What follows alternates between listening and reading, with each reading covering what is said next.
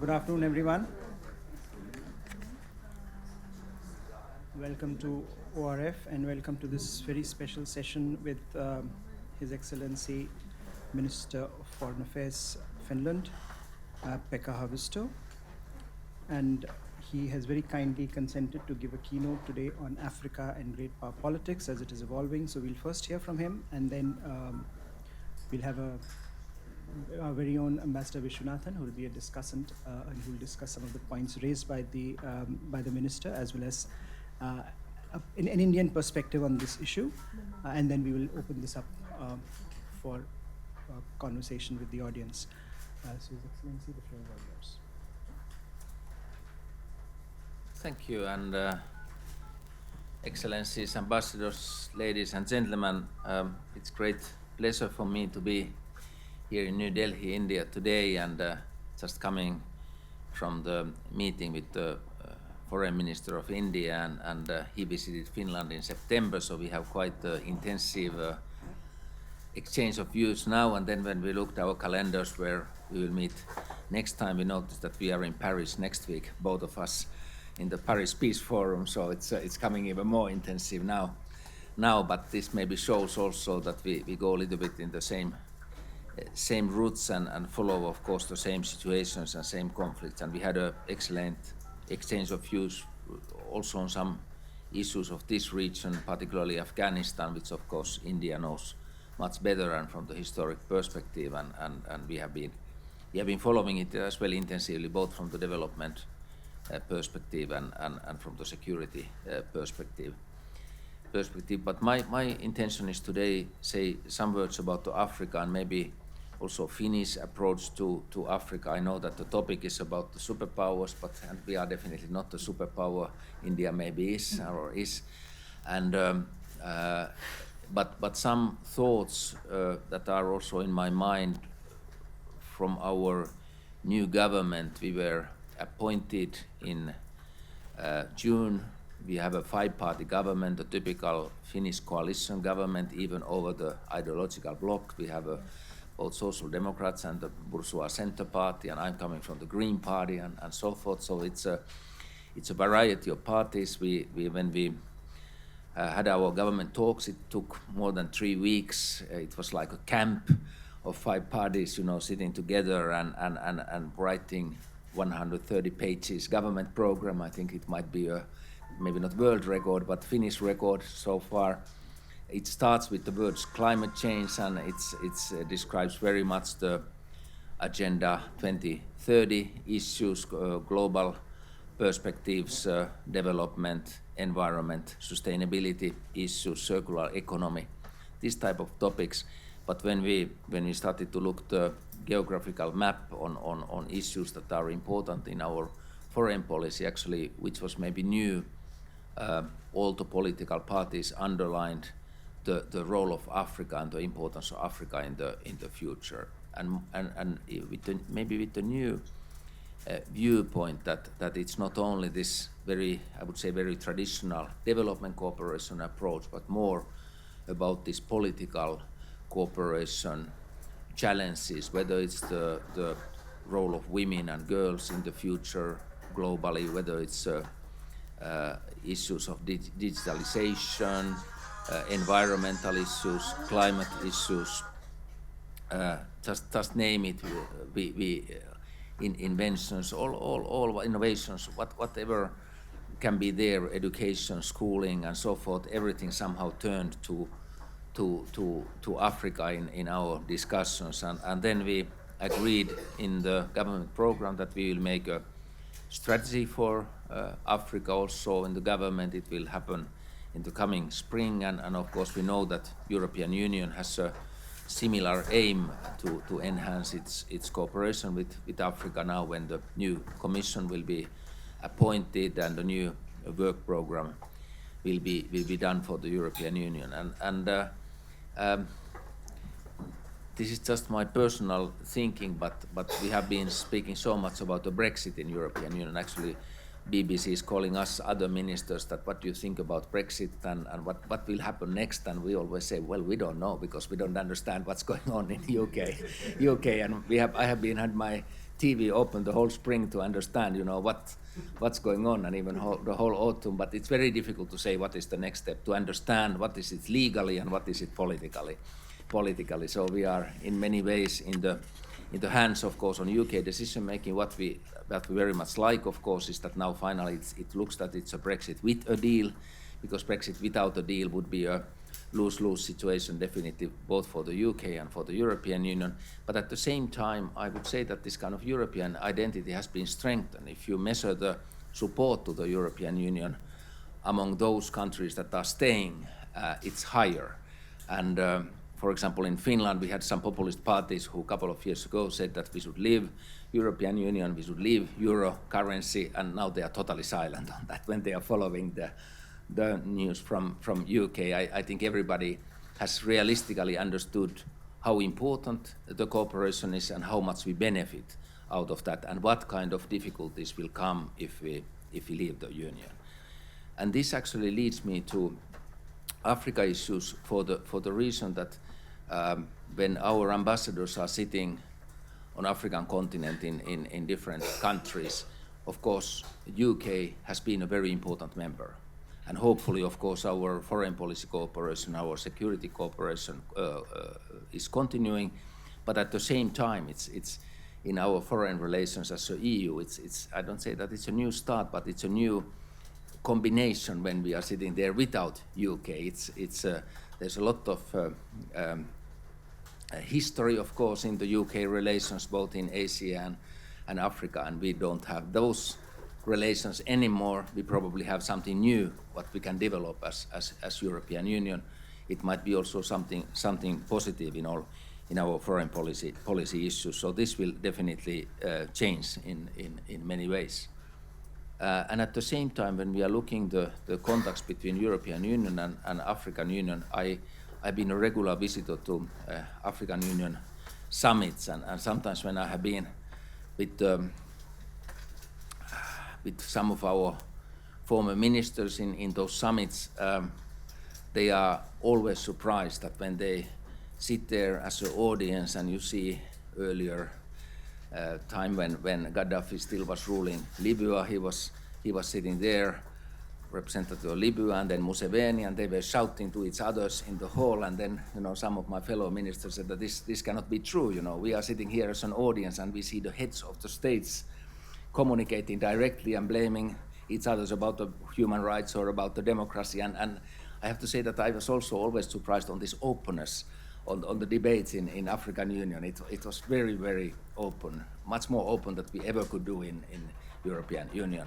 It has its positive sides and negative sides, but it always reminded also us that when we speak about the European Union, we are less than 30. When we speak about the African Union, we have more than 50 member states, and wherever the African Union is going to, it takes more time, and it's a little bit more complicated issue.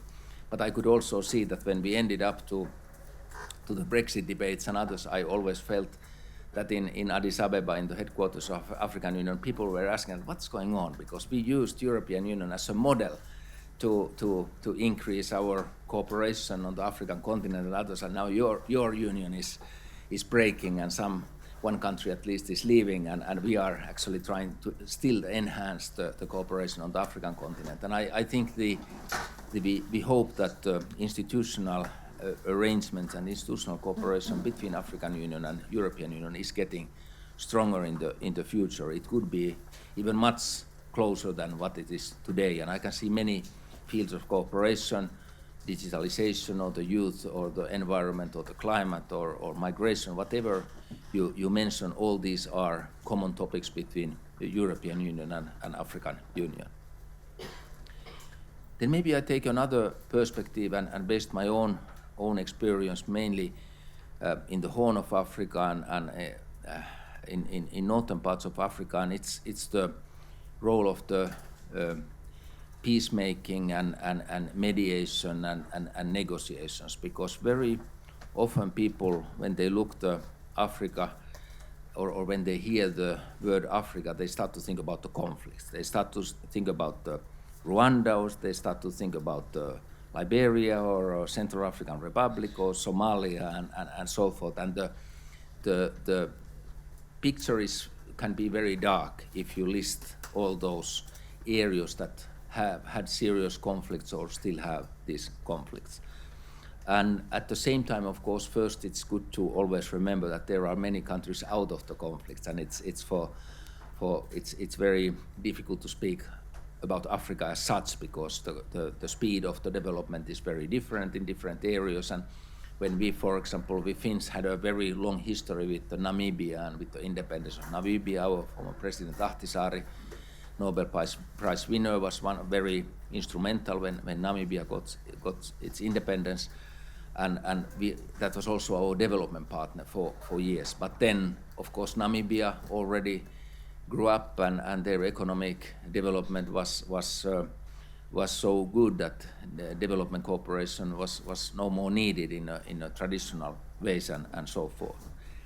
But those areas that we have been in recent years involved are very much in the Horn of Africa, countries like Ethiopia, Somalia, to a certain extent Eritrea, Sudan, and so forth, where we have been following both the development issues, but of course the peace building and mediation issues.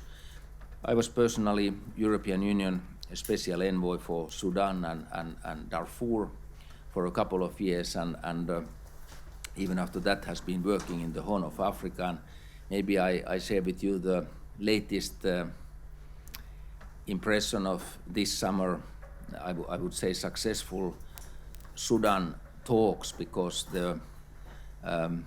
we were following, of course, very closely from European side that then how this initiative, which was done actually by African Union and by Ethiopia to mediate between those people who appeared to the streets almost 1 year ago, the civilian protesters, the women, the youth, students, and so forth, and to the military people and security apparatus of Sudan, and of course there were clashes, there were loss of life in those streets and so forth. And then there was an initiative to get these parties together to negotiate. And I have to say that when somebody said that let's take the security apparatus and people on the street to the same room and let's start negotiations, it's not something that you would think that, hey, this is a great idea and certainly will lead to a very good result. And but African Union actually believed, and Ethiopia believed to this concept, and it was Ambassador Lebat and Ambassador Dirir who were leading these talks. And when I talked with them, I think early last summer, and asked that how are you dealing with the armed groups in the country in Sudan who are still fighting? Oh, we'll deal later with these armed groups. It's not time yet to talk about these issues. And then I asked them, how are you dealing with the constitution? It's quite a crucial. No, we will deal with that later. You know, it's not acute now. And even on those discussions, you start to feel quite skeptical. And then suddenly they announced that now there's a deal. We have everybody is coming to the same room, and we will announce a 3 years transitional government, and this transitional government will take care of the constitution. This transitional government will take care of the armed groups. And this actually the mood. I was in the signing ceremony on the behalf of European Union this summer in Khartoum, and I have to say that the mood in the room was very good, and the militias were, the security apparatus, which is militias, were there, and the people from the streets and the students and the women were there, and everybody was singing and shouting and joying and so forth. Of course, we knew that all the difficulties are ahead, but this was a very unique. And somehow in my mind, I started to think the whole Arab Spring phenomena some years ago and everything what happened after that. And then I was thinking that maybe Mr. Lebat and Mr. Diri were inventing something that could have been used even earlier in some of the earlier conflicts after the Arab Spring that we saw in the region, and really a little bit out of the box solutions to put in the same room some people and some groups that you usually are not talking to each other and negotiating. And of course now when I saw the news that they are ready even to give Mr. Bashir, the former president of the ICC, again a little bit surprising step, because this was not agreed during the talks, or it was one of the issues that was what's disputed during the talks, and we know that many African countries have their reservations towards the ICC, International Criminal Court, and so forth. But now even that track seems to go on. And at the same time, of course, parallel to what I'm describing, in Sudan we have seen a democratization process or liberalization process in Ethiopia. Prime Minister Abiy and his role has been very crucial in that. Some political prisoners have been released from prison and so forth. And of course, what has been very big achievement has been the normalization of the connections between Eritrea and Ethiopia. And there was even the time when the border was totally open, actually. So if you wanted, you could leave easily Asmara or Eritrea and walk over the border and go to Ethiopia. And many people probably used that opportunity, but some also came back, and families were reunited and so forth. It was a very big step on the human scale, of course.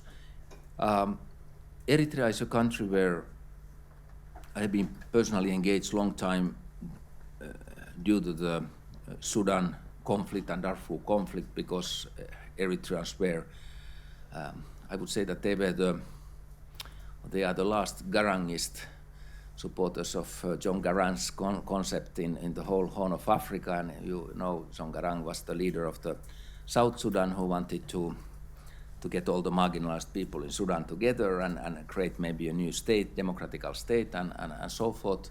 Maybe not so much advocating for the independence of South Sudan, but more about the change, political change in the whole Sudan. And Eritreans were, during all these years, the ones who believed that this should be the goal, and supporting groups that were working, either armed groups or other groups who were working to that direction. Of course, that dream maybe more or less is gone, despite the fact that in the signing ceremony in Khartoum, some speakers who were these activists from the street said that, well, now it's time to reunite Sudan.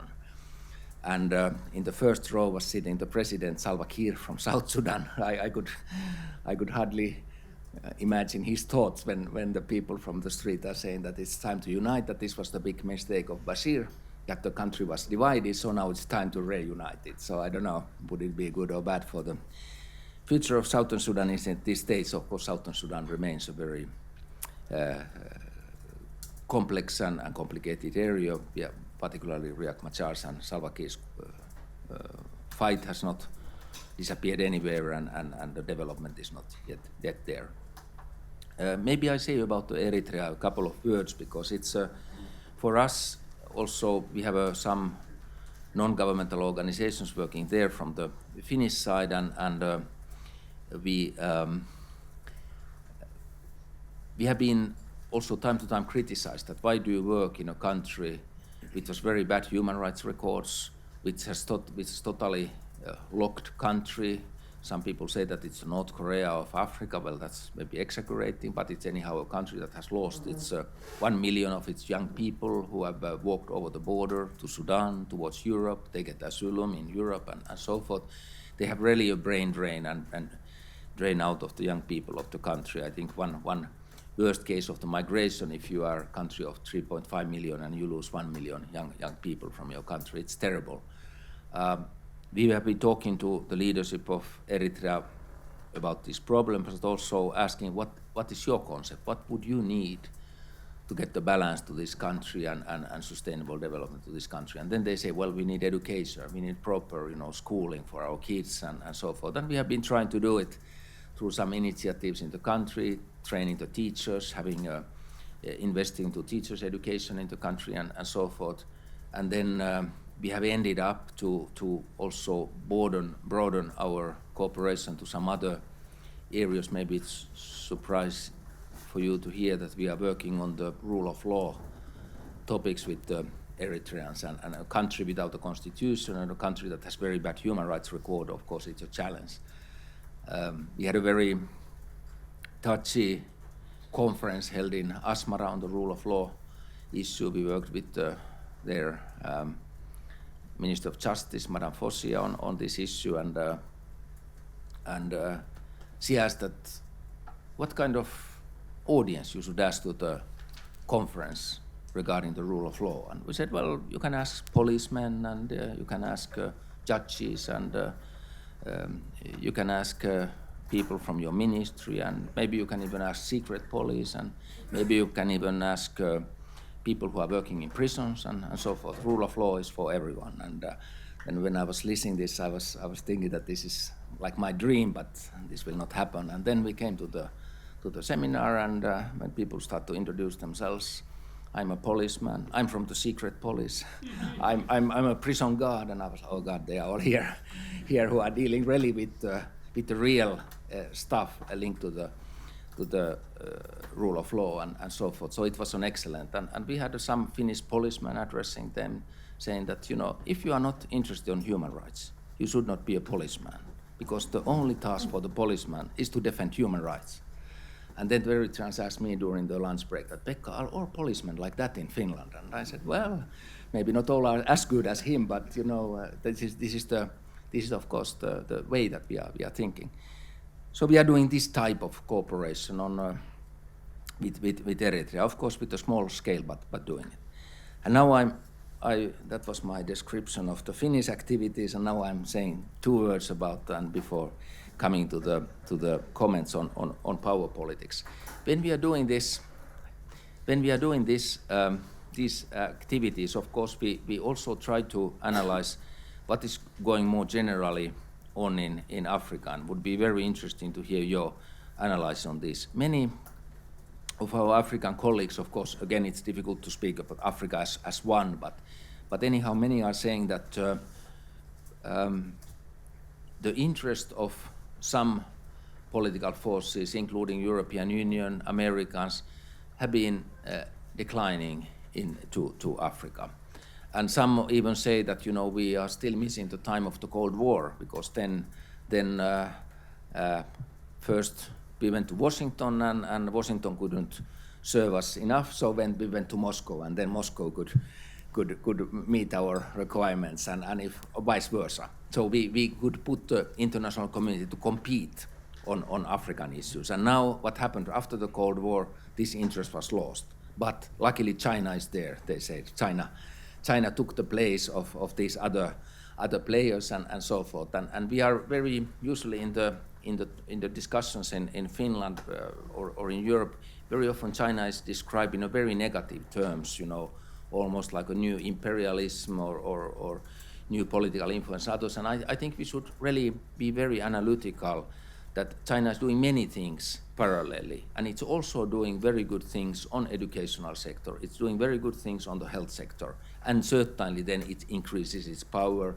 It's linked to the raw material business. It's linked to the strengthening the armies and so forth. But I think it's not only black or only white, but we should see all the sectors that is working.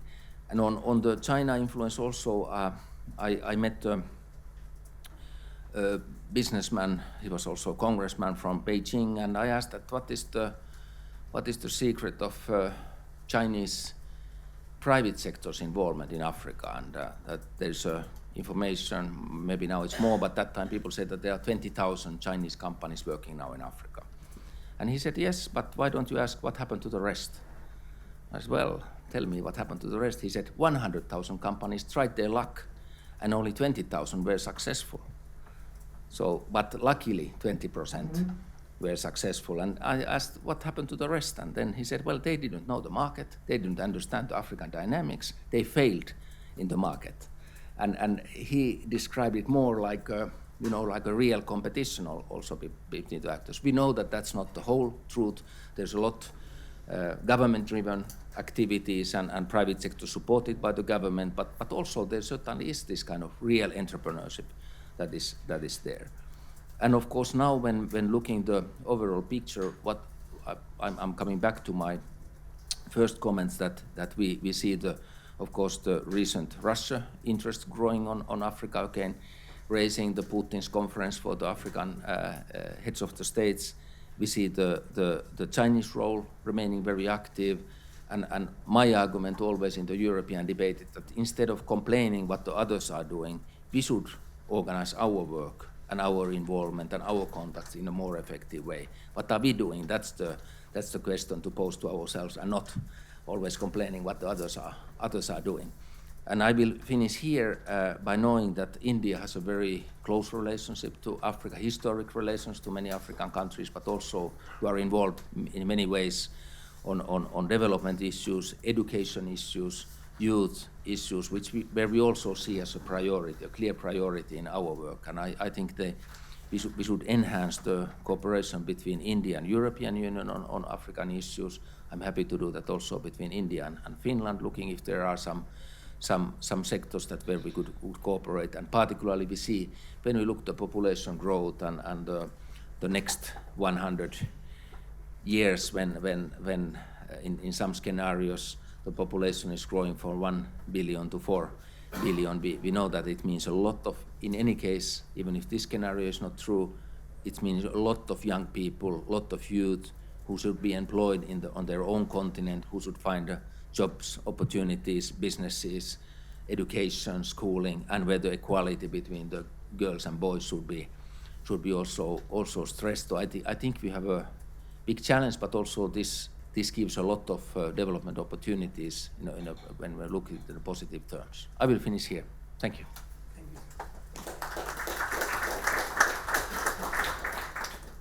Thank you, His Excellency, for a talk that I think melded very well your personal experience of working in Africa with the larger systemic changes that are happening there. And I'm sure there will be a lot of questions and points to discuss when we open this up for discussion.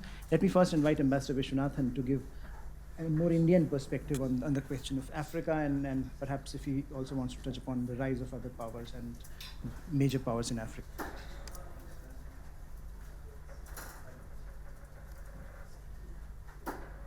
Thank you, Chair. First of all, let me thank you, Excellency, for that very comprehensive and incisive analysis of the European perspective on Africa, and also touching upon important political and strategic issues, and also the conflict-ridden places in Africa. Before I come to that, first let me point out that there's a history of Finland and Africa working together, Finland and India working together in Africa. I say that because I was ambassador in Abidjan, and I was the Indian representative to the African Development Bank.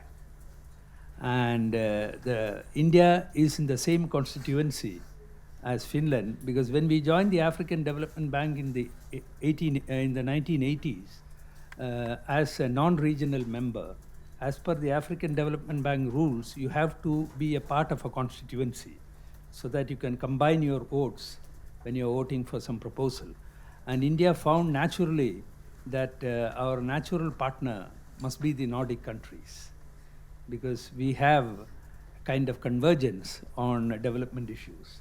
So the constituency consists of Sweden, Norway, Denmark, Finland, Switzerland, and India. Now, before I come to the Indian perspective, let me touch upon a little bit on the topic itself, that Africa and the great powers. And in this context, we have seen in the media the term being used as new scramble for Africa. I think it's quite unfortunate, and India doesn't subscribe to that view. Because the term scramble for Africa takes you back to the mindset of the 1885 Berlin Conference, where Africa was divided among the European powers as if it was a property that they can own, without no reference to the African interests. Today it is not a scramble, because today's Africa is different from the Africa of 1885. It consists of 54 countries, most of them confident, and most of them can deal with many partners at the same time. So it is not as if the major powers have a playing field where they can dictate. In fact, the new interest in Africa by different countries is beneficial to Africa, because they have a wider choice to choose from for their partnerships. And you rightly said that Africa has become very important to many countries, but the important point here is that India's relations with Africa goes back to a time when Africa was not important in the international scene. That is our historic perspective, and it goes back to many centuries, even pre-colonial times. The colonial times, of course, put a brake on our relations with Africa, but it again restarted after we attained independence, and most of the African countries also got their independence, largely because of the influence of Indian independence and our own non-violent, non-cooperation struggle of Mahatma Gandhi. The first 40 or 50 years after our independence, the cooperation with Africa was rather restricted because of our financial constraints. But still we engaged with Africa in a very big way. And till the 1990s, we concentrated on areas which are of strength to us. That is capacity building and human resource development, and also some small-scale projects which were affordable for India. But the main thing is that from those days till today, there are 4 fundamental principles which dictate India-Africa relations. One is there is no conflict of interest between India and any of the African countries or the continent as a whole. The second thing is that there is a sense of solidarity and shared historic experience between the two sides. The third is that both of us pursue a collaborative approach in dealing with each other. And the fourth is that both want to learn from each other and jointly contribute to peace, stability, and progress. It is on these 4 fundamental principles that our relations have evolved. And while talking of our cooperation from the 1950s to the 1990s, I must mention briefly the role played by the India's flagship program called ITEC, Indian Technical and Economic Cooperation Program, which was started in 1964. And thanks to that, there have been tens of thousands of African men and women who have been trained in India in various capacities so that there was sufficient capacity building in Africa. I'll fast forward and come to the new millennium. That was a time when there was a paradigm shift in India-Africa relations, even though at the basic level there was continuity. The paradigm shift was because India by that time had become a very important emerging economy. And there was a new resurgence in Africa, both in the political side and on the economic side. Politically, more and more African countries embraced multi-party democracy. And economically, of course, many of the African countries started booming. Starting from the early 2000s to the present day, every year, at least 5 to 6 fastest growing economies in the world have been from Africa, and that too from sub-Saharan Africa. So in the new millennium, the thrust of India-Africa relations became economic and technical cooperation, and also finding new projects. Now, India's relations with Africa is also practical, in the sense that why is Africa important to India? There are various reasons. First is political. It's a continent of 54 countries who are more or less on the same page on many international issues. So if India wants to become a major power in the world, we have to be friendly with most of the African countries, since our views on many international issues, whether it be climate change, sustainable development, or WTO, or peace and security, our views are convergent. So we have to keep them on our side. So it becomes very important politically. Second is the strategic angle. Look at the map and you will see that East Africa, or practically even the whole of Africa, is in the extended neighborhood of India. And this is where many of the things that you talked about become relevant. Conflict in Africa is not beneficial to India. In fact, it is detrimental to India's progress also.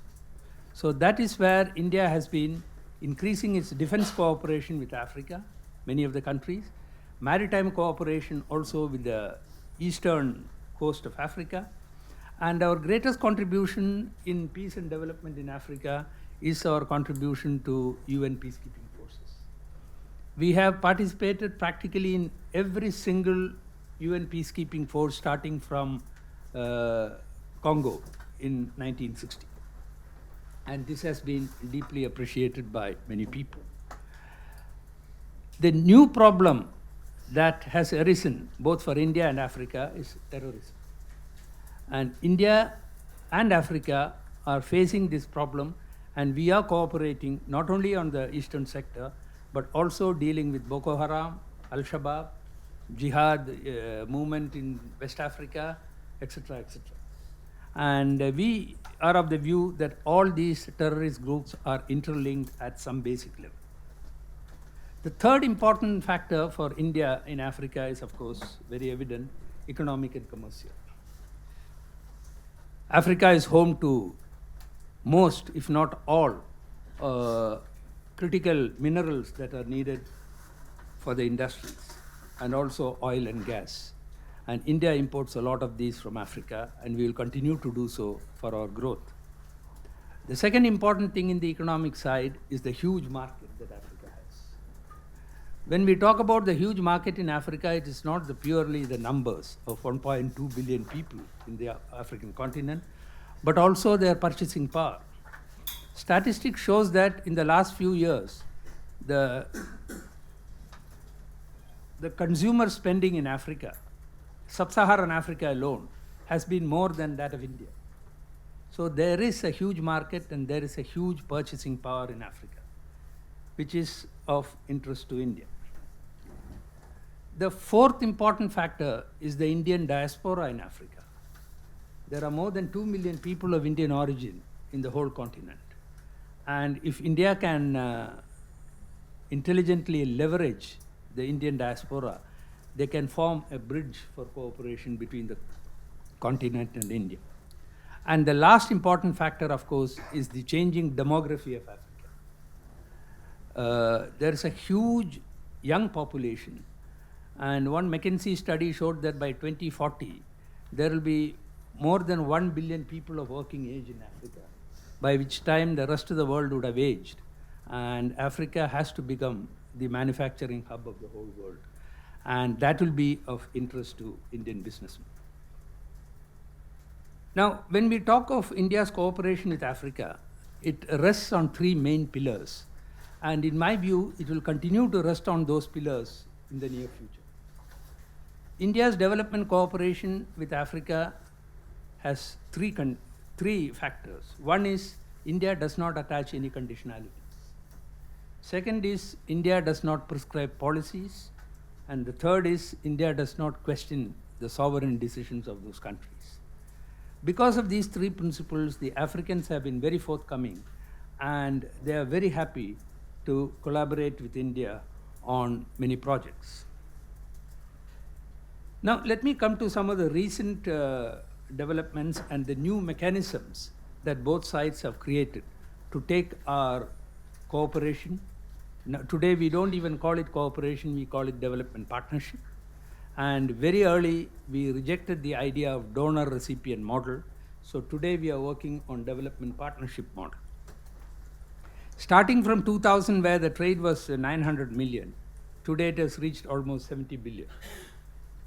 Of course, this is nowhere near the true potential. And also, there are about $35 billion worth of Indian investment in Africa. There are more than 500 Indian companies working in Africa. And the flagship project started by the brainchild of one of our former presidents, Abdul Kalam, the Pan-African e-network, is benefiting that continent in the field of e-medicine and telemedicine and tele-education. One of the new initiatives taken by both sides is the India-Africa Forum Summit, which has created a new platform for taking our partnership to a higher trajectory. We have had so far 3 of them. First was in 2008, the second was in 2011, and the third was in 2015. And steadily, these have become bigger and bigger. Thanks to these India-Africa Forum Summits, the amount of lines of credit extended to the African countries as well as the number of scholarships that we extend have increased exponentially. One big lacuna in India-Africa relations was the lack of exchange of high-level visits. The Africans used to say that India may consider Africa as a friend, but India doesn't consider Africa as high priority because of lack of high-level visits. But that has been corrected of late. In the last 3 years, there have been at least 35 visits to African countries at the level of president, vice president, and the prime minister. All the 54 countries have been covered by at least a cabinet secretary from India. On the reverse side, there have been almost 30 visits of heads of state or head of government from the African countries. These add value to our relations, and that is where new ideas are created and monitored for our cooperation and development. The number of Indian missions in Africa have also increased, and the government of India is planning to have an embassy or a high commission in practically every African country. On the other side, about 3 years ago, there were only 27 African missions in Delhi. Today it's 42. So that shows the amount of interest that the Africans have in India. Let me stop with saying, how do we look forward to India-Africa relations in the future? One of the criticisms have been that India doesn't have an Africa policy on paper to show that what are our priorities and how do we go about it. Even this has been addressed, because last year when Prime Minister Modi visited Uganda in the parliament, he enumerated the 10 guiding principles of India-Africa relations. In fact, these 10 guiding principles work as a guideline and a framework for India-Africa relations to be taken forward. While dealing with Africa, India is very aware of the very perceptive remark that the Namibian president made in the first India-Africa Forum Summit. He said traditionally the problem of Africa has been that they import what they produce what they don't consume, and they consume what they don't produce. He put it very nicely. And this is a situation we have to change quickly, and in fact it is changing, thanks to the efforts of also international partners. Now I'll come back to the original question of Africa and the big powers, which is proved wrong by the two important documents that Africa signed in the last few years. The first was the Africa 2063 Vision document, which shows, and the crux of the document is that the African development will be owned and led by the Africans themselves. And they are very insistent that African solutions for African problems. So that shows the confidence that they have, and they are not going to allow outside powers to play around with them. The second is the AFCFTA, that is the African Continental Free Trade Agreement, which was signed only a few months ago, and this is going to be a game changer for Africa. The international partners will have to take note of these two documents and fine-tune their cooperation efforts to fit in with these documents. Let me end by saying that India today is not averse to triangular cooperation with Africa. In fact, we have already started some of them, and that is the cooperation between India, an African country or a sub-region of Africa, and some other country from Europe or anywhere else, so that we can jointly work towards development without duplicating our efforts. I'll stop there, Chair, and wait for questions.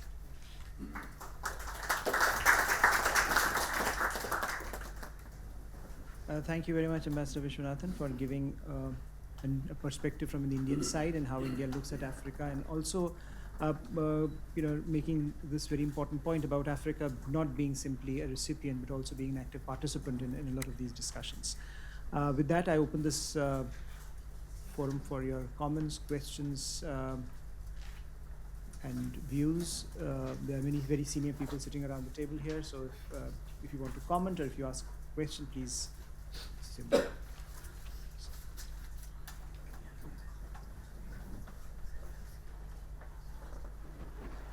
Thank you, Chair. Thank you, Minister, for superb presentation. And thank you, Vish. My name is Rajiv Bhatia. I'm a former ambassador. I've served as India's High Commissioner in South Africa and Kenya. And I appreciate very much ORF's lead role in organizing events such as this, which are very, very educative and useful. Excellency, I would like to put two questions to you, which are relating to the heart of the topic here. You covered China in a very balanced manner, if I may say, when you said the Chinese were doing both good and bad things, that the Chinese engagement cannot be seen in the black and white kind of situation. Now, my first question then is, if this is the official view from Europe, is it your understanding that most European scholars still tend to see Chinese role in black and white terms? Is it your impression that by and large, Western media and scholarship tend to give the impression that somehow Chinese are doing things which are really not very welcome in Africa? My second question is, what in your assessment Africans truly think of this? We know that Africans are happy, as Vish said, with the multiplicity of choices. But at the same time, there are certain constituencies. So when Japanese summit takes place, it is Kenya. When Chinese summit takes place, it is South Africa.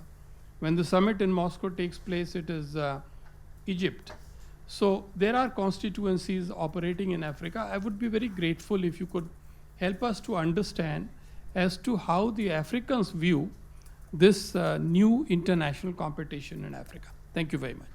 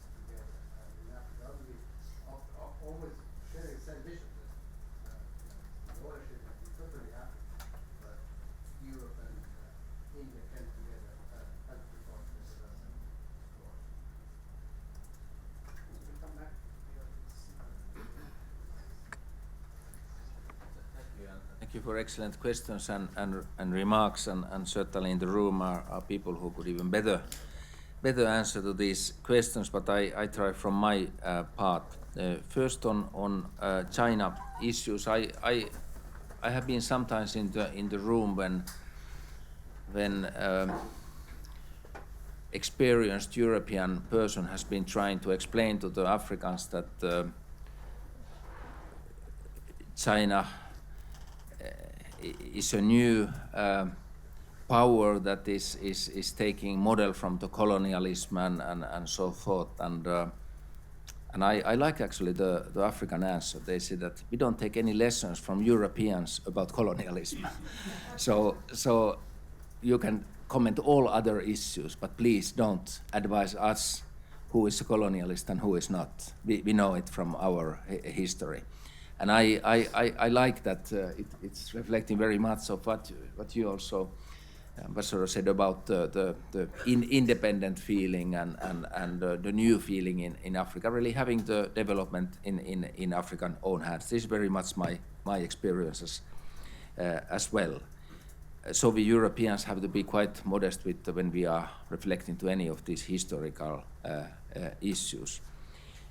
What then Africans themselves think about China? I think there are certainly, again, from country to country views, but I can see that in some countries, the influence has become to the top where already the governments have been starting to react that, okay, now we need other partners as well, and we don't want to be totally in the hands of one partner, or we don't want to have this kind of deals that when you come to the one sector, you start to make conditions to other sectors as well, and so forth. That not too big packages of help. And I think, again, this is you defending your own independence and so forth. And of course, I have to say that this is not only related to Africa. I was just traveling in the Western Balkans, and actually we have on the European continent governments who feel that they are on the limits of this kind of foreign influence, that they need to balance the situation. And this is, I think this is a very natural trend. To the question what EU and India could do together on African issues, and rightly Ambassador already said that there is a lot of going on already, but I'm particularly think that this analysis of what the younger generation on the African continent will need.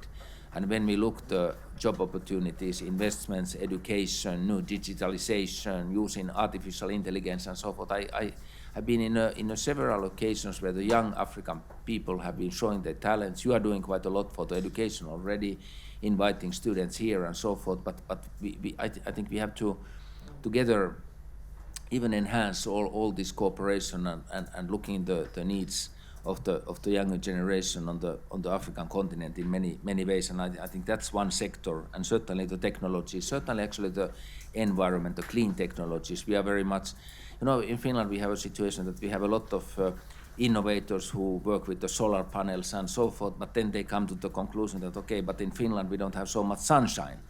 And I say, well, try to scale up a little bit your thinking as well, that there are parts in the world where you have sunshine, so let's find partners and let's do together and on sustainable technologies something more. And I think I already addressed this issue that what could we do jointly, and then maybe my last comment on African continent and Europe.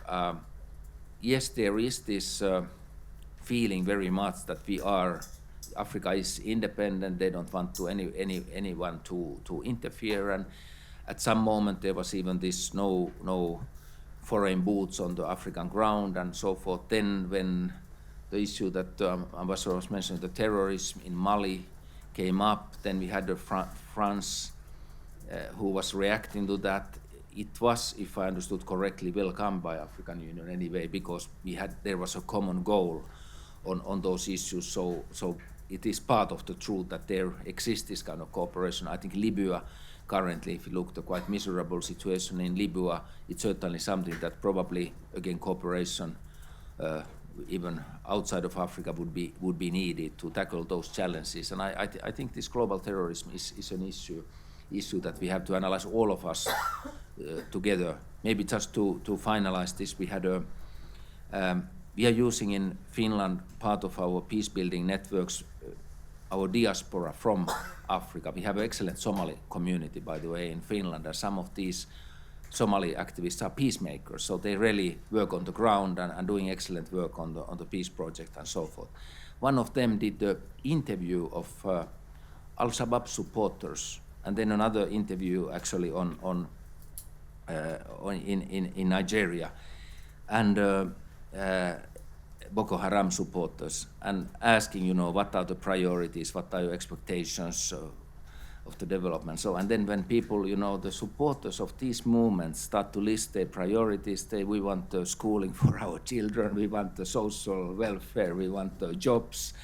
And it's quite surprising to read, because we speak about the terrorists and bad intentions and bad people and so forth, and when in those villages where these movements have strong support, people are describing their own intentions, it might be look totally different.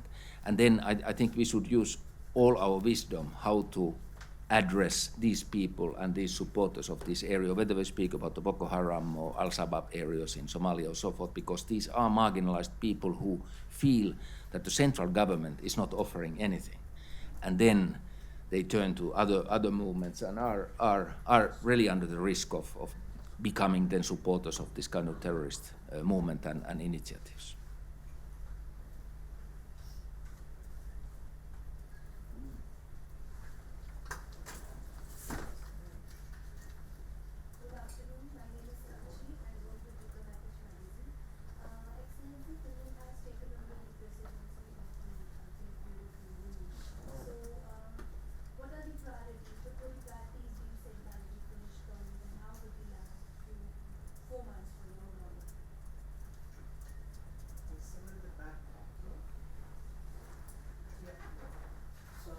My question is that since we have limited financial capabilities to invest in Africa, so can we go for policy of engagement with like-minded countries? It is with respect to India. My name is Viswanathan. I have a PhD from international investor mentioned that African continental free trade agreement can be a huge game changer as far as trade and investment is concerned in Africa. So going forward, how do you think, or could you please elaborate on how the great powers, including EU, US, Russia, China, India, are going to change their engagement in Africa, considering this huge shift that might happen in the near future?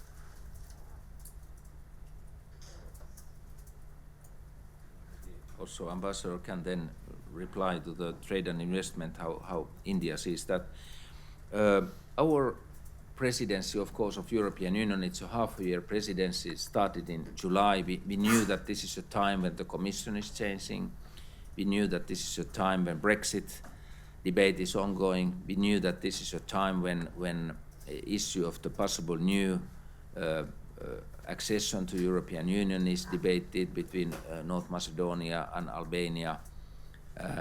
We knew that this is a time when the financial framework of the new period will be made. Also, the Commission program should be made, and so we of course had our own goals for this period, but we also knew that a lot of the agenda came from outside, so to say, that nothing that is pending directly from Finland, and sometimes it's only the question of surviving because timetables are changing and some issues are postponed and so forth.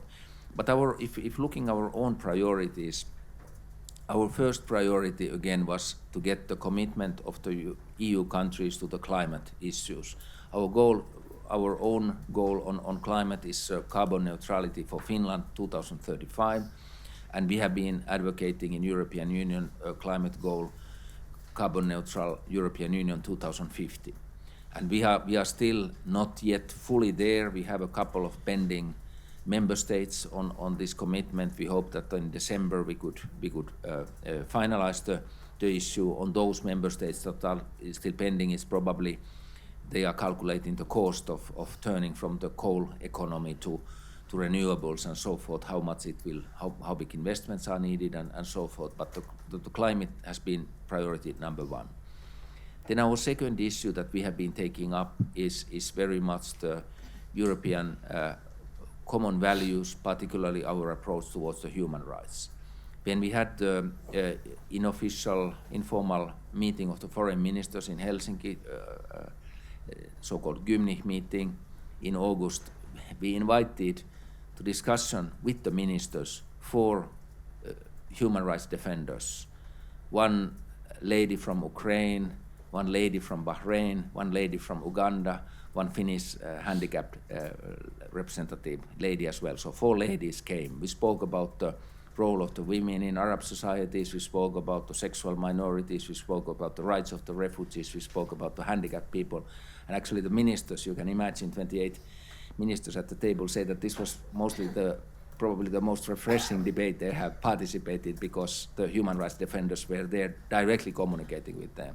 And if I remember correctly, the young lady from Ukraine was first time abroad out of her own village. You know, it was a very touchy moment. She said that she has never been addressing any minister anywhere, and now she has 28 around the table at the same time. But somehow to flag also the importance that what Europe is about is also about our values, about the human rights and rights of the individuals and so forth. And then we have been also, I learned actually that your minister is next visiting Serbia. I also had this tour of 6 Western Balkan countries just recently. We are very much in favor of starting the accession talks both with North Macedonia and Albania. Again, the decision has not been made, but we think that when we look the map and when we look the geographical influence and when we look the history of the Western Balkans, it definitely belongs to Europe, and to leave it aside and not to think about Western Balkans could end up in a situation that we have new, even bigger problems there. And Dayton Agreement was there many years ago and so forth, but now we should look forward, and particularly European Union has been working on Serbia-Kosovo relationship, and I think this has been something that Madam Mogherini has been doing very well. And then, of course, during our presidency, the Iran issue came very strongly up, the Strait of the Hormuz issue, so I traveled also to Emirates and Saudi Arabia, and the Iranian foreign minister visited Finland, so we had a very active communication. Europe is, of course, supporting the peaceful solution of this. We are supporting the JCPOA and are doing our utmost to get Iran to keep its commitments on the nuclear deal and so forth. And there, as you know, we have some differences in our views with Washington on this issue. So there definitely the European foreign policy, I think, has been very active also during our presidency. Then there was a question on role of the like-minded countries and could we do together, some have resources and so forth. I think it's a good idea to do things together, and also this what we have been enhancing very much from the Finnish side is coordination of the donor countries. It's on the country-based contribution, cooperation, but also on different UN agencies and so forth, that we plan a little bit together who is doing what and who has the resources and who has the capacities and so forth. And I very much welcome this kind of even better cooperation with India on these issues. Maybe I leave the expectations on the trade and investments agreement and this Africa as common market to the minister. Just saying from the EU side that we think it's very positive, the economic integration of the African continent and lowering the borders. We think that is very much what African Union is about and should go to that direction, and I think it's excellent for the African continent as well, but I'll leave the ambassador this. On the African Common Free Trade Area, which is coming into effect, there is no doubt that's a game changer, because estimates show that the African intra-African trade will increase by almost another 50%. Africa is the least integrated continent in the world today. The intra-African trade, if I am not wrong, the expert is sitting here, you can correct me, it's just about 16%, I think, whereas it is almost 55% for ASEAN and 60 or 65% for EU. So Africans are not trading among themselves, they are trading mostly with others, and this is adding to operational costs and pulling down all the economies together. The common market will increase the African GDP phenomenally. Now, your question was how should India look at it and what is our advantage? One is it becomes a bigger market. And once it becomes a bigger market, the number of players you have to talk to do business becomes much less. Because it's one market and there will be one set of people who will be dealing with the market. And it's not as if you are dealing with each country. The most important thing for the Indian private sector will be to transfer most of the manufacturing to Africa. Instead of manufacturing here and exporting it, you shift your manufacturing base to Africa, then it becomes, whichever country it is, Nigeria, Benin, Cote d'Ivoire, South Africa, it is an African product and it could be sold anywhere in the continent. So it's a huge advantage for outsiders to start manufacturing in Africa, which will also help the Africans because it will provide employment and generally push up the GDP of the countries. Of course, all this to become a reality will take some time because AF-CFTA was just signed a few months ago and they are still in the process of putting procedures in place. But for a country like India, this is the time that we think about it and get our acts together and adjust our thinking and the procedures to a new market which will come very soon.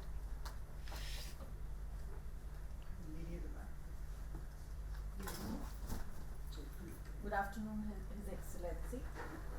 My question is, on one side we are talking about increasing manufacturing hubs, consumer-driven economy which leads to, and one side we are talking about climate and environment conservation. Hence, in future, what should be the priority to support human capital? It is nature or consumption with oversupply? Hi, good evening. So my question is, India and Africa, with respect to hunger and malnutrition, has like-minded changes, similar challenges with respect to hunger and malnutrition. So from Indian perspective, I am very curious to know whether we have any kind of policies or any kind of collaboration, cooperation with respect to removing these kinds of challenges from the subcontinent, Indian subcontinent, African, and also from European perspective. I want to know whether the developed countries do have any kind of policies to support and encourage to eradicate or improve the societies within the subcontinents. Good evening. It's glad to be here. I'm Abdul Hakim from the University of Psychology. India's African countries, of course. So my question now, I think is big questions. I hope you understand me. If we analyze the title news from Europe and India. As I worked before at the Africa Department in Media and Ministry, so I can't touch Africa, India and Africa. If I want to touch Europe and Africa, I can't find EU. I will find it France, I will find it Italy, I will find it Spain. Okay. So the question now, we see last smooth Russia and Africa. And we have 5 smooths between Africa and Europe. But the question, as my study also, I have master degree in political science, why France make smooth after last smooth between Africa and Europe in the same year, 2017, it was in Senegal, Africa and Europe. After that, between 2 months, I think, or 2 months and a half, France make smooth also, so France and Africa smooth. So the question here, is it Europe have one view out of Africa like India? Because India's country, Russia's country, and I don't know why if Ambassador answer this another question. I mean, why this smooth for Russia this time? Because we look at, I think this year on university, I think there is another smooth India and Russia. It will be coming, I think, in this year. Indian African smooth, I think 6th year, yeah?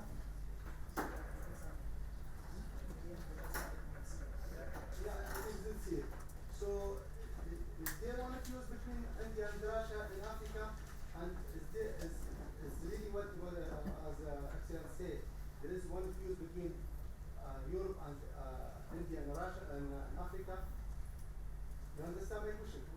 No. So, I mean, there is a smooth, there is African and Indian smooth, yeah? Some. Okay. So, is there another, now we see last summit in Russia, and we have in 2017 Senegal, European Africa. So this year I think another one of Africa and India. Yeah.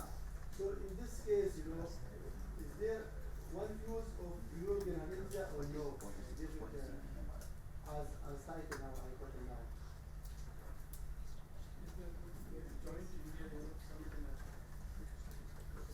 These summits, shall I? Oh.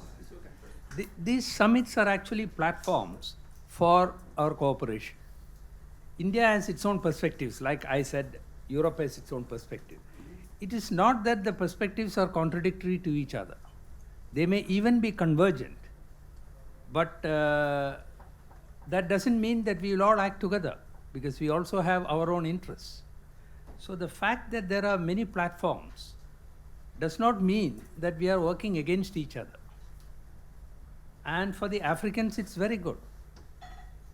For example, with the Sochi summit recently, the Russians have promised to 2 or 3 countries like Rwanda and Ethiopia nuclear power plants. So they can get that from them. Russians are supplying arms. Europeans may be doing something else. Indians may be coming in for capacity building. So this is of advantage to the Africans. And even though there may be convergence of views of the various parties, there may not be congruence. And it's impossible to expect congruence in international relations of all countries on a specific issue. So I don't see that the many summits, whether it's Japan, China, India, EU, Russia, it is actually a negative thing. It is actually good for the Africans and also for the partners, because then they can focus on what is their area of strength and how they can leverage it for partnership with Africa. Thank you again for good questions. I start from the lady in the back. You asked that is this, when we are trying to preserve the climate and fighting against the climate change, can we same time speak about consumers and new products and new production in Africa? And of course, this is very crucial. I think the whole ecological movement in the world is thinking that what can we do with the ecological modernization, what kind of new technologies we need, if we have to move our gasoline cars to electric cars or get rid of the cars totally, like we can do in some cities, with the collective traffic, public traffic and so forth. I think these are very important questions. At the same time, we should have, for example, effective city planning. We know that majority of the greenhouse gases are produced in cities, so the urbanization and green urbanization is a very crucial issue. How do we save energy at the same time when the urbanization is going on? And this is definitely something that when we speak about the innovations and so forth, about the green jobs, green products and so forth, there we are, and also energy saving products. I think it's very crucial. We have been here during the visit in India discussing, for example, about the effective waste management. In Finland, we recycle more, use more in this circular economy, make sometimes energy out of the waste and things like that. All these issues should be looked carefully, and I don't think that these are totally contradicting, but there is a challenge, and we have to meet that challenge. We, by the way, have in our delegation also members of the non-governmental organizations. Marko Huilila is here representing Finnish Foundation Siemenpuu, which works also on this global environmental issues with different environmental movements, and I think this voice of the environmentalist also locally is very, very important, and this is also what we should advocate in all our contacts and developing work. Then I think the other topic that was asked is from the lady on hunger, malnutrition issues. How do we address this kind of really, people living in a total poverty on any continents, and definitely, at least in our development cooperation, traditional development cooperation, the least developed countries are the high priority, and of course to eradicating the poverty and fighting the poverty. And maybe just to add our concern on this, when we are looking the important UN conferences in Cairo, in Beijing, the women and population conferences already some time ago, if we today would come together and keep similar conferences, actually we wouldn't have so good results for many reasons. When we look at the family planning issue and the general mood in the world, when we look at the reproductive health questions and others, or the women's rights, we have unfortunately in the world also very conservative trends on this issue, and I think this is a big challenge. Finland is a true advocate of multilateralism, that also in the UN we see these very conservative trends related to women's rights or reproductive health issues and others, and we have to fight those attitudes and tendencies as well. And then to a friend from Libya, unfortunately I understood your question, and it's not an easy question for European Union, because you asked that how do we coordinate and how do we cooperate and how much individual foreign policy the member states have and what do we do in common, and I can see a lot of or EU representatives around the table and everybody can comment, but Finland, if I'm talking about Finland, we are very much in favor of strengthening the common European foreign and security policy. And we think that we should have more tools for that common policy as well, and that would keep the one face of European Union on African continent and in India and so forth. And it's very important that we could reach those goals. I have to say that I was very proud, and there might be many opinions on this, but I was very proud when European Union reacted, for example, very strongly on Turkish action over the border to Syria and so forth, that we share common principles in European Union. We reacted very timely on this issue and so forth. But I can tell you that always when we debate on these issues, it's 28 countries around the table and different views and different priorities. But I think we are coming better on those issues, and also our security cooperation is enhancing in European Union. And for example, just as an example, after the Paris terrorist attacks, France used this 42.7 from the Lisbon Treaty asking help. Finland was ready also to give help to this situation. So we have principles in the European Union for solidarity and helping each other as well, and hopefully also having the united face on African continent. And I think Libya is one country where definitely this unity of the European Union and good cooperation with your government is needed.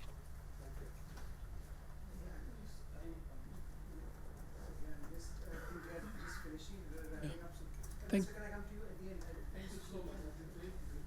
Yes, sir. Very good. I'm an energy professional. Last week I was in Juba. There was an oil and gas conference. Let me give you a view from that. And during conference I realized Norway is helping South Sudan, one of the poorest countries in the world, in developing their oil and gas sector. Norway has done their national development fund, everything very well. So I really liked that. What is Norway specialist in certain things, and they are providing that service to the poorest countries in the world. So I think that gives us a very good lesson. Point number two, I came across a different set of people, Indians who are born and brought up in Kenya, or who are Indian origin. They are active in this country. So what I see in Africa also, different level of development is there. Kenya is way above than South Sudan. So many of those people of European origin or Indian origins are now are entrepreneur in these fourth generation countries. So that was a unique trend I realized. I go and meet a guy, European, he's a Scottish, but he stays in Kenya, he's born, brought up in Kenya, and he studied in Scotland, and then so this was a very unique set of people I realized, which perhaps I didn't find in discussions here. So overall, South Sudan was like first time I visited a country where last slide, there is no power sector, there is no there is no landlines, no roads, but they have WhatsApp, but they have smart sensor. So they are leapfrogging, and countries like Finland are more as a donor. And countries like India, I find a lot of entrepreneurs, 500 Indian families there, so a lot of individual entrepreneurship from India. Okay, over. Good afternoon, sir.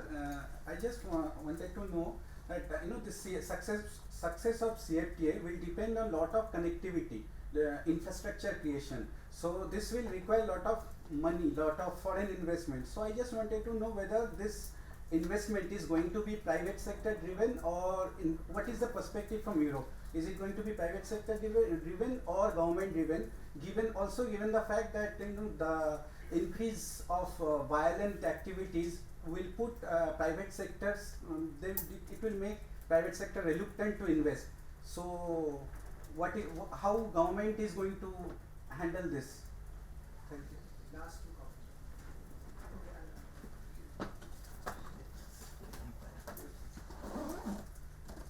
Thank you. I'm Hans Frydenlund. I'm the Norwegian ambassador and former Africa director in the Ministry of Foreign Affairs in Norway, and also former envoy for conflict resolution in Africa. And first I have to say, thank you very much, Pekka, for your perspectives. And I have to say I agree very much with you on your perspective on China and Africa.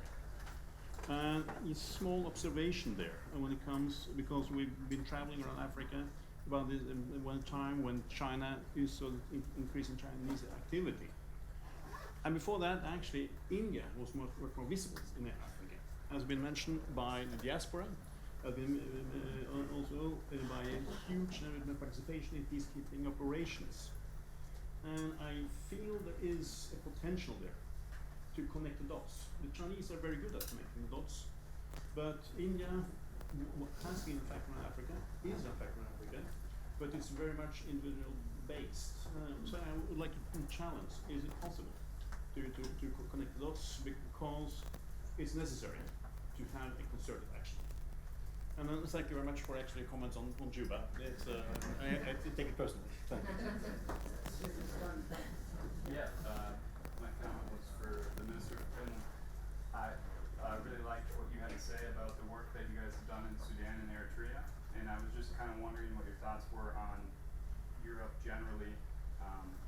Is there an appetite for this development of specifically maybe the North African countries right now? It seems like there would be a degree of self-interest there with the refugee issues and the political problems it's caused, so I just wonder what the appetite is for that development.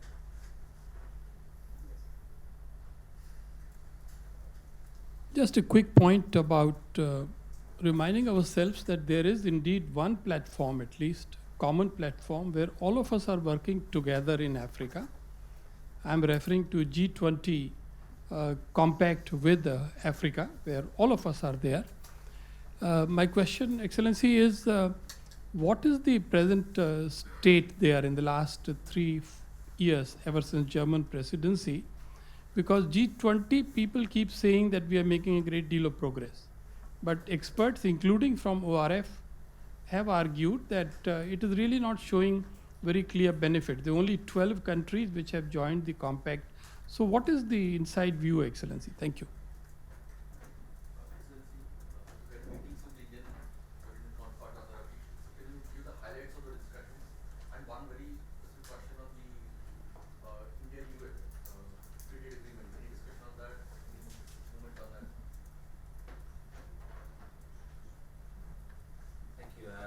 Again, excellent questions.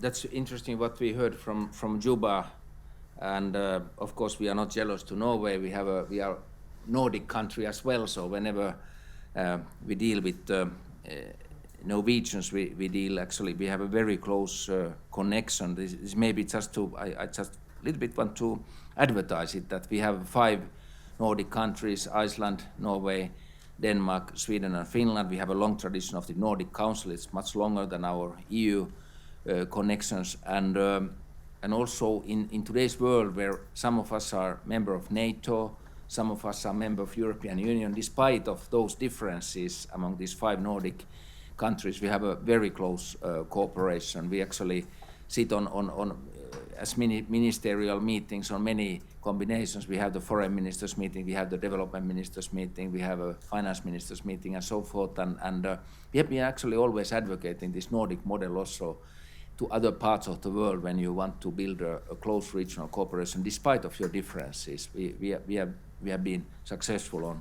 on that. And I know that Norway, and we have had a very close cooperation on Africa issues, as doing a lot for, particularly for Sudan and Southern Sudan, excellent cooperation on this issue. And it was also very important what you mentioned about the diaspora, the Indian diaspora and even European diaspora people who have origins in these countries, that how much they do, even as entrepreneurs in these countries.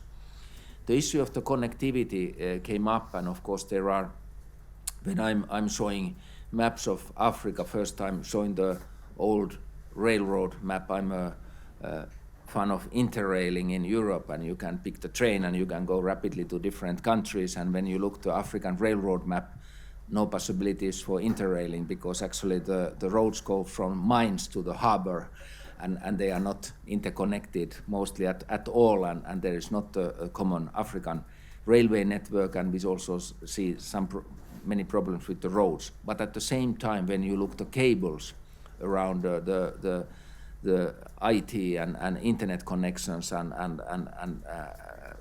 all these, what new electronics needs, it's a huge cable network actually that is going around the African continent, and one issue that we have been raising up is this landlocked countries, not vis-a-vis the sea access, but access to the cables, which is important. And I think we have to take care that for example, when you visit the Central African Republic, 10% of people are in the grid currently in Central African Republic, and this means that they are also out of mobile phones and so forth. And we understand all what mobile phones and internet means today's world. If you are out of that, you are definitely out of the development.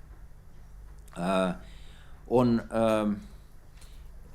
the comment on China and Africa and the role of the peacekeepers was important.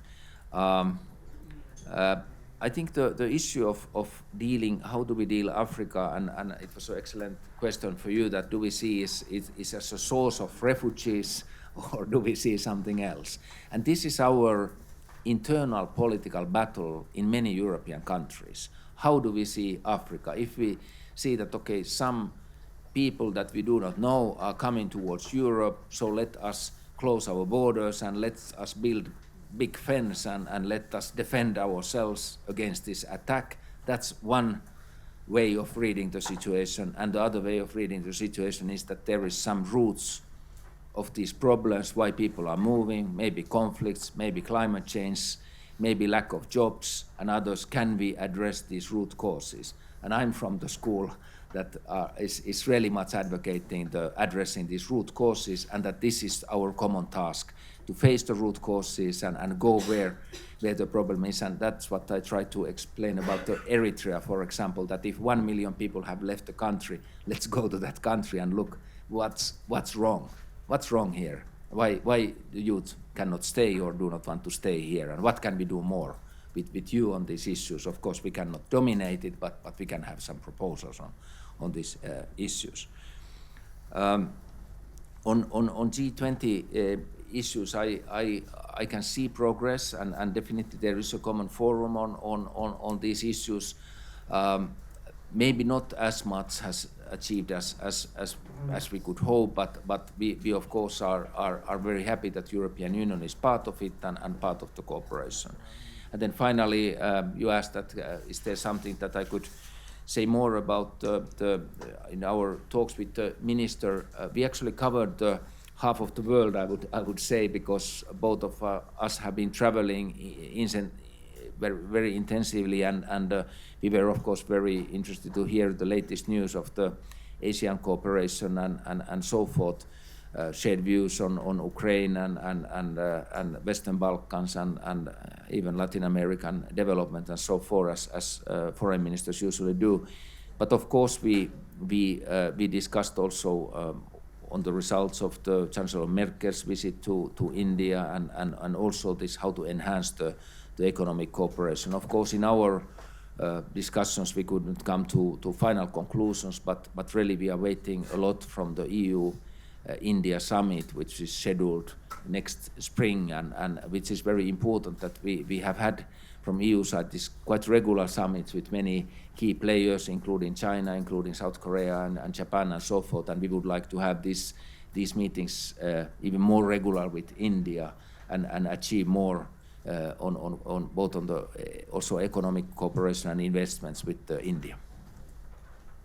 Thank you, His Excellency. I know you have a very busy schedule and you have to leave very soon. So let me just thank him for coming here and giving this keynote and addressing our questions, comments. Very, very generous of you, sir. Thank you so much for coming.